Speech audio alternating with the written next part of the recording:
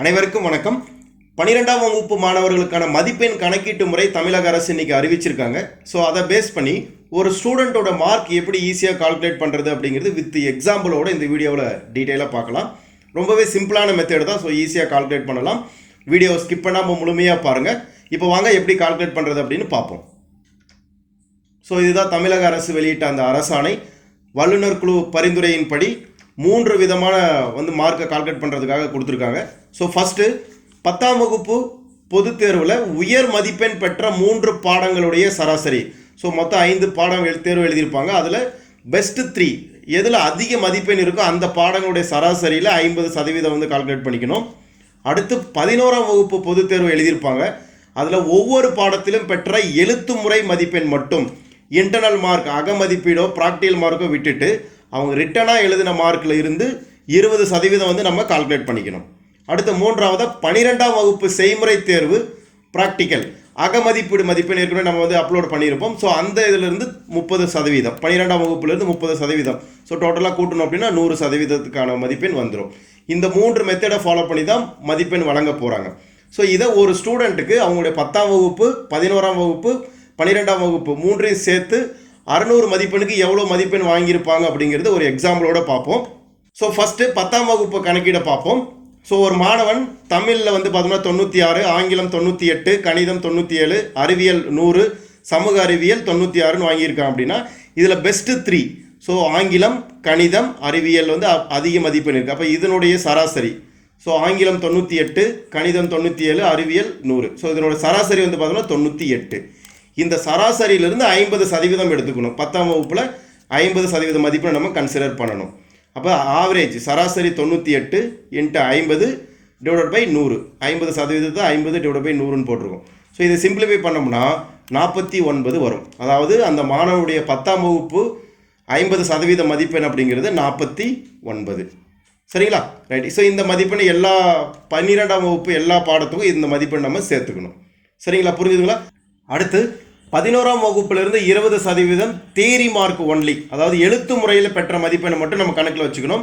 Internal Marco அகமதிப்பீடு practical மார்க்கெலாம் consider பண்ணக்கூடாது. உதாரணத்துக்கு தமிழில் ஒரு ஸ்டூடெண்ட் 90க்கு 89, ஆங்கிலத்தில் 72, கணிதம் 67 வாங்கியிருக்காங்க. அடுத்து ப்ராக்டிக்கல் சப்ஜெக்ட் எல்லாமே பார்த்தீங்கன்னா 70க்கு எழுதியிருப்பாங்க. அதுக்கான மதிப்பெண் இது வாங்கியிருக்காங்க. இது 11ஆம் வகுப்பில் அவங்க வாங்கின மதிப்பெண். இதிலிருந்து நம்ம இப்போ 20% கால்குலேட் பண்ணணும். ஸோ அதை நான் உங்களுக்கு சிம்பிளிஃபை பண்ணி கொடுத்துருக்கேன். 89 தமிழில் 89 டிவைட் பை 4.5 அப்படிங்கிறது உங்களுக்கு ஷார்ட்டாக கொடுத்துருக்கோம்.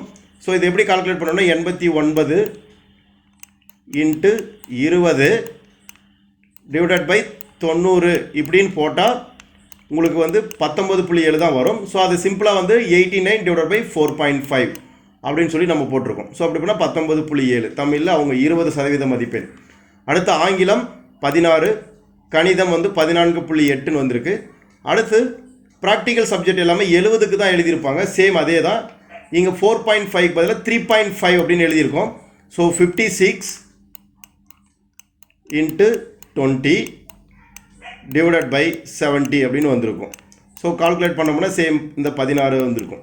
சரி, அதே மாதிரி ப்ராக்டிக்கல் அதே மாதிரி ஃபிசிக்ஸில் பார்த்தோம்னா 14.8, பயாலஜியில் பார்த்தோம்னா 15.1 அப்படிங்கிறது. அதாவது 20க்கு இவங்க வாங்கின மதிப்பெண் இது. சரிங்களா? ஸோ இப்போ 10th மார்க்கு 50% கால்குலேட் பண்ணிட்டோம். அடுத்து 11th மார்க்கு 20% கால்குலேட் பண்ணிட்டோம். அடுத்து 12th ஸ்டாண்டர்ட் ப்ராக்டிக்கல் மார்க் பார்ப்போம்.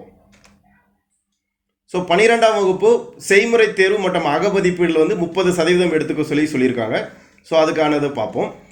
ஸோ தமிழ், ஆங்கிலம், கணிதம் பார்த்தீங்கன்னா ப்ராக்டிக்கல் கிடையாது அப்படிங்கிறதுனால அதனுடைய அகமதிப்பீடு மதிப்பெண்ணோட மல்டிப்ளை 3ஆல் மல்டிப்ளை பண்ணிக்கணும், 3 மடங்காக மாற்றிக்கணும். ஏன்னா அகமதிப்பீடு 10க்கு அவங்க என்ன மார்க் வாங்கியிருக்காங்களோ அதை 3ஆல் மல்டிப்ளை பண்ணால் 30க்கு வந்துடும். உதாரணத்துக்கு ஒரு ஸ்டூடெண்ட் 10 வாங்கியிருக்காங்கன்னா 10 × 3 30ன்னு வரும்.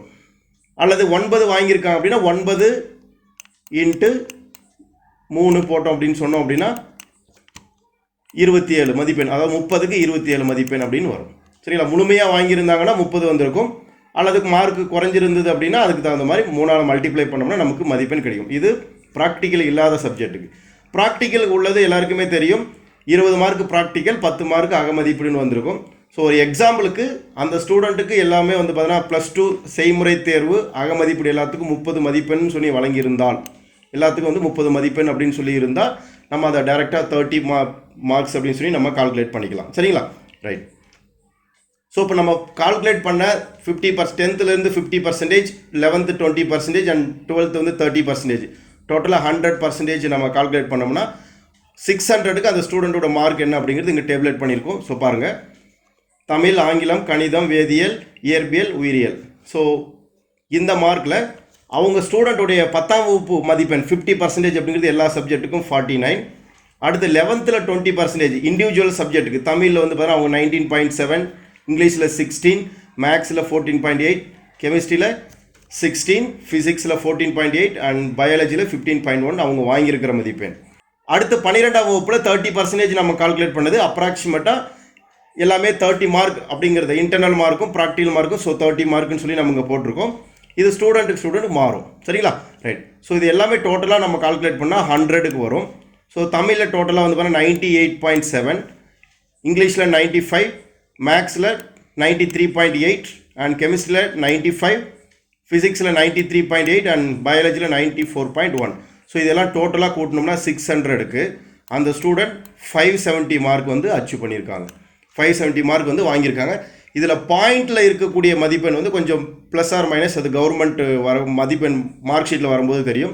வழக்கமாக 0.5க்கு மேலே போனோம்னா, உதாரணத்துக்கு 98.7 இருக்குல்ல, 5க்கு மேலே போனாவே ரவுண்ட் அப் பண்ணி 99 அப்படின்னு கொடுத்துருவோம். பட் இங்கே எந்த மாதிரியான மெத்தேட் ஃபாலோ பண்ணுறாங்க அப்படிங்கிறது கவர்மெண்ட் டிசைட் பண்ணுவாங்க.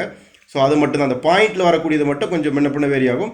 But 10th percentage, 11th percentage and 12th standard அந்த 30% எல்லாம் கால்குலேட் பண்ணதை வச்சு ஒரு ஸ்டூடெண்ட் 600க்கு 570 மார்க் வாங்கியிருக்காங்க.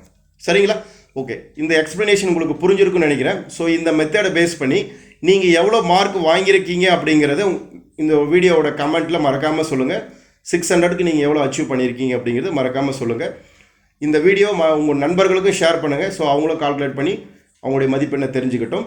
மீண்டும் அடுத்த வீடியோவில் சந்திப்போம். நன்றி.